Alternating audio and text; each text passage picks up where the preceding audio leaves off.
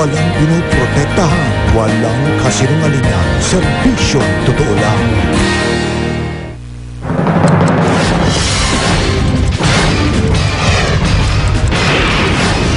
Kasong pagpatay laban kay Senador Panfilo Lacson. Kaugnay sa Dacer Corbido double murder case, ibinasura ng Court of Appeals. Paglutang ni Lacson, inaabangan na. Dating AFP Comptroller Carlos Garcia, pinalaang ipakukulong. Pero di pa rin napiga ng mga senador. Bagong testigo na aktibong opisyal ngayon sa AFP. Pinatotohanan ang naunang pasabog ni retired Colonel George Rabusa tungkol sa umano'y pabaon sa mga general. Dating auditor ng COA na si Heidi Mendoza, naiyak sa magharap sa Senado. Ayaw nang tumistigo. Minimum fare sa ordinary bus, gustong itaas sa 14 pesos. 17 pesos naman para sa aircon na bus. Sa muling pagsiklap ng kaguluhan sa Egypt, halos 30 OFW roon uwi na sa Pilipinas. Tinatayang 60 bahay sa Tondo, Maynila nasunog! Sunog din sa Binondo. Mag-anak nakulong sa kanilang apartment. Mamahaling Ferrari sumalpok sa Center Island sa Pasig. Magkahaba-habang dragon dance ibinida sa Binondo. Ilang celebrity nagsama-sama sa pagsalubong sa Chinese New Year. At Janet Jackson parating na sa Pilipinas para sa concert bukas.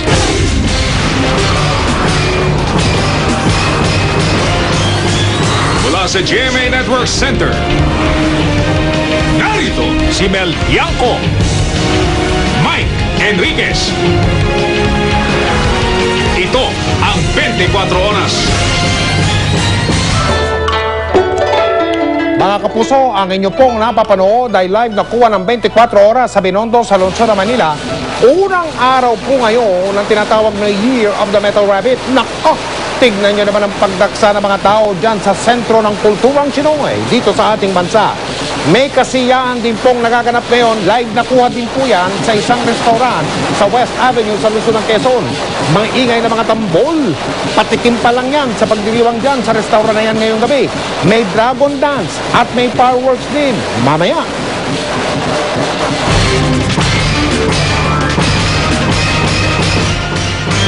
Magandang gabi po, ibinasura ng Court of Appeals ang kasong kidnapping at double murder laban kay Senador Panfilo Lacson kaugnay sa Dacer Corbido double murder case. Pinagbigyan din po ng korte ang petisyon ni Lacson na ipawalang bisa ang mandamiento de arresto o warrant of arrest laban sa kanya.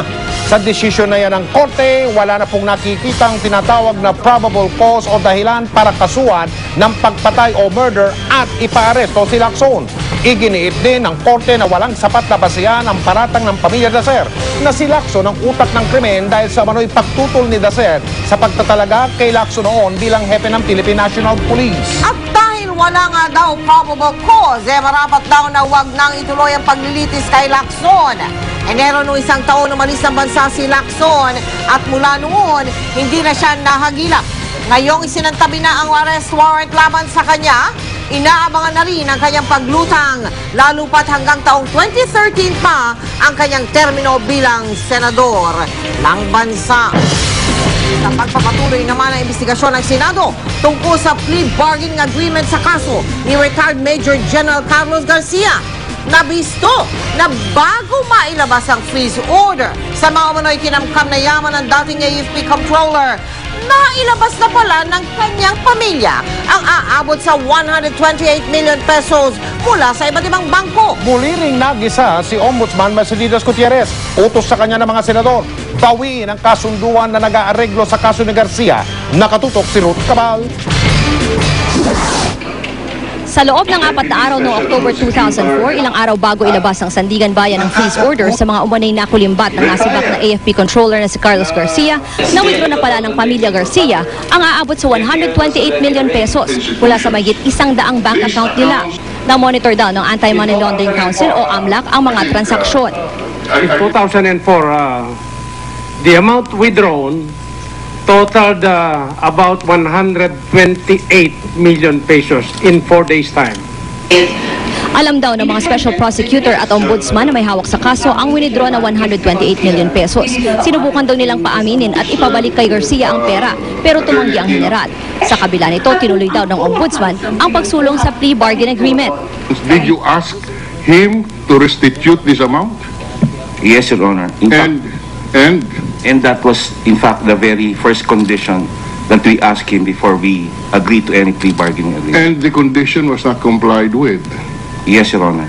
128 million pesos based on bank records was withdrawn and was never returned to the national coffers.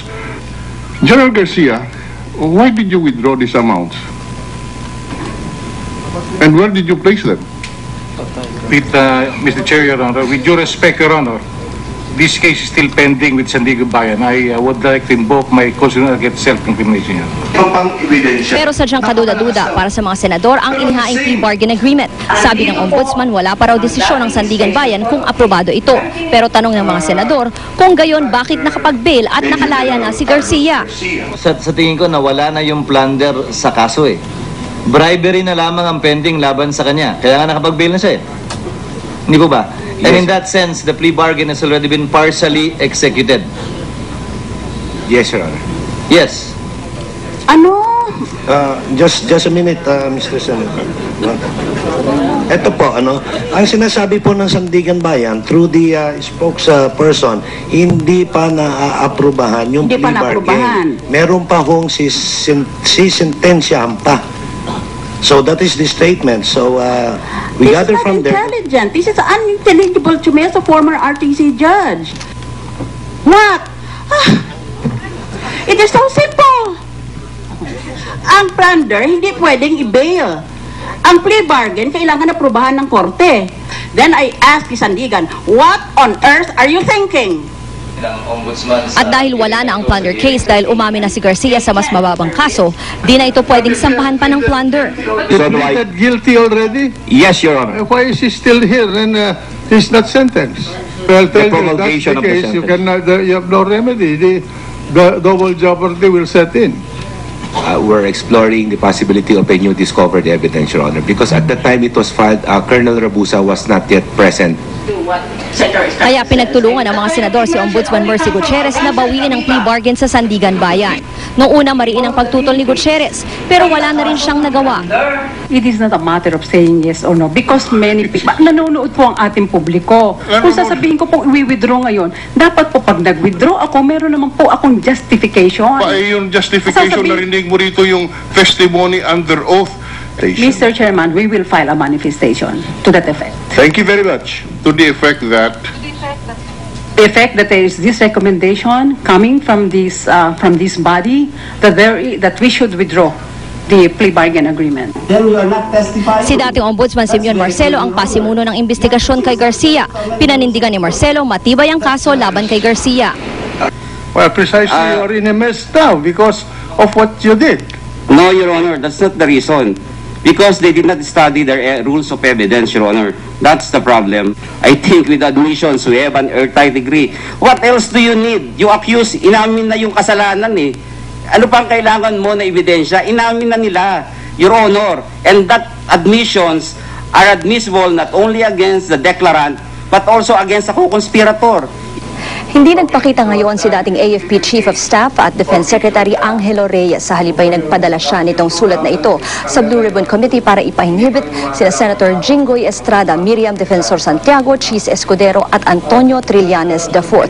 Sabi rito ng kanyang abogado si Attorney Bonifacio Alentahan, hindi na raw kasi nagpakita ng cold neutrality o pagiging patas ang apat na senador.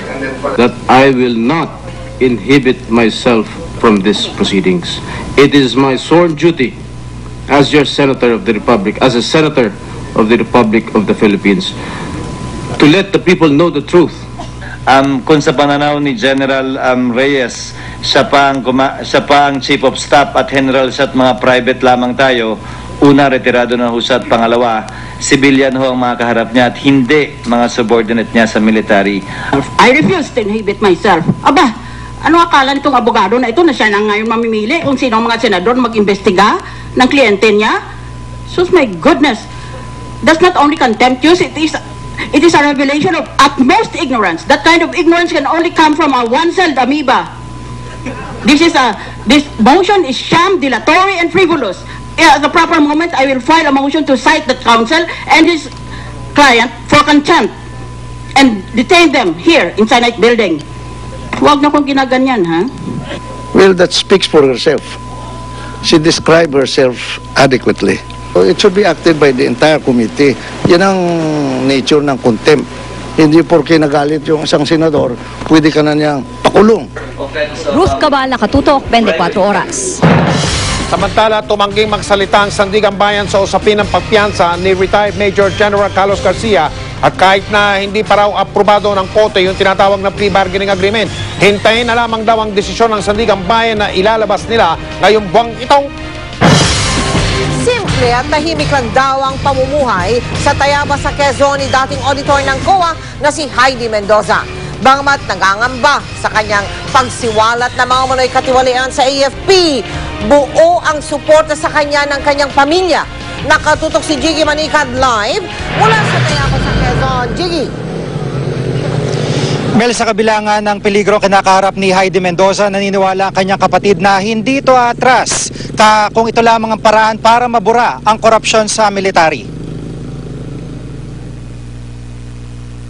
Bago lumutang si Heidi Mendoza para ibulgar ang mga katiwalian sa AFP, paminsan-minsan dito umiikot ang kanyang buhay sa isang simpleng subdivision sa Tayabas.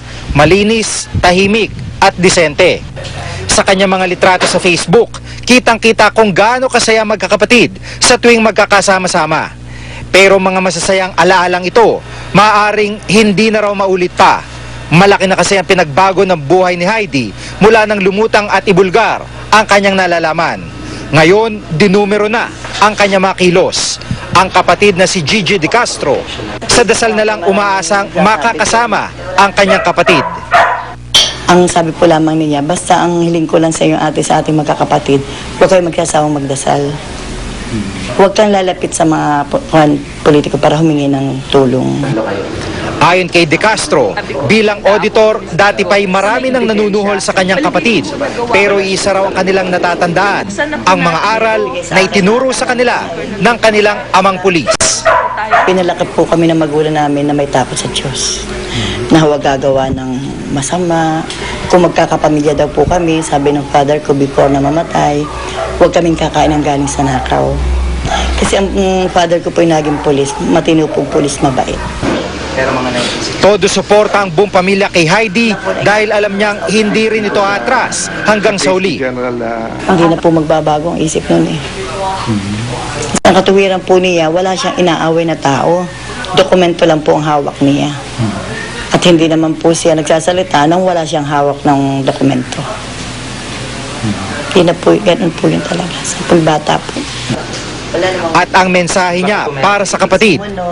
Ang mensahe ko lang po sa kapatid ko, sana po ay lagi siyang mag-ingat, pati yung kanyang asawa at anak.